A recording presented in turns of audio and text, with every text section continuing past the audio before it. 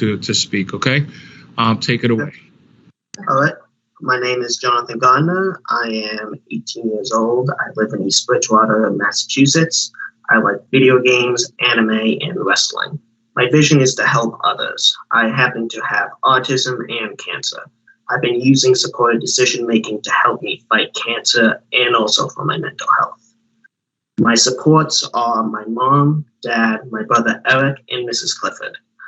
My mom supports me in my daily life, money management, decision-making for my health and mental health, friendship, advocating, and working. My dad supports me in my daily life, money management, decision-making for my health, love advice, and friendships. Eric helps me with friendships and my love life. Mrs. Clifford helps me with my mental health strategies.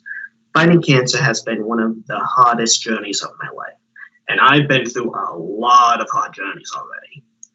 And I'm so thankful I was given the freedom to choose how I go about my treatments. Supported decision-making makes me feel involved with my life and choosing how and when I will be getting my treatments. I can let my body and voice guide me with the supports from my mom and dad. I don't have many choices when it comes to having cancer, but at least I can control when and how we can do it. Guardianship would be worse than death because I would lose my choice. I fully trust my team, but I want to choose for my own life without supported decision-making. I would not be able to do this the way I need to for my own mental health. Here's a little story for you. I was doing chemo and radiation at the same time for a long time. I was starting to break until I broke. After cooling down, I was able to put my faith in my mom as my support person for both my health and mental health to come up with a plan that works for me. Whenever I go into an appointment for any kind, my doctor expect to see my mom too. They call us a Jonathan and Mama. I think I think supported decision-making should be law because it gives everyone a choice for freedom and to choose who supports them. At the end of the day, everyone deserves to choose for themselves. Thank you. You did such an amazing job, Jonathan. Thank you for your testimony. Mom, thank you for having me. No, we really appreciate your testimony. You're so extraordinarily brave. Thank you so much for being here. Nancy, do you have anything to add? I do. My name is Nancy Gardner, and I live in East Bridgewater with my husband, Glenn, Jonathan, and I also have another son, Eric. I began researching guardianship when Jonathan turned 16. The school special education director recommended full guardianship for Jonathan. So I was happy I had educated myself on other options. My vision for Jonathan has always been to have his voice heard and allow him to guide us in his journey.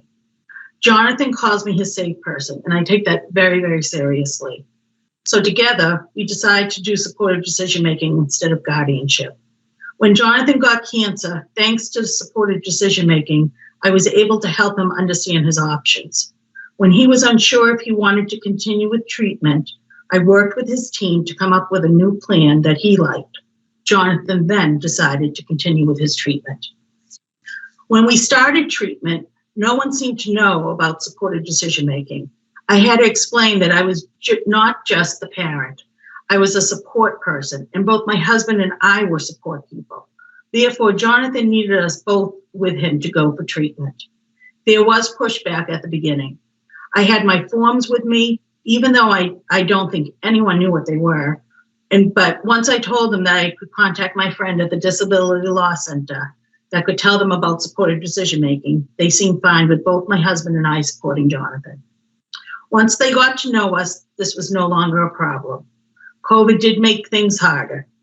I just think the medical professionals do not know about supported decision-making, so therefore they were taken a little back by it.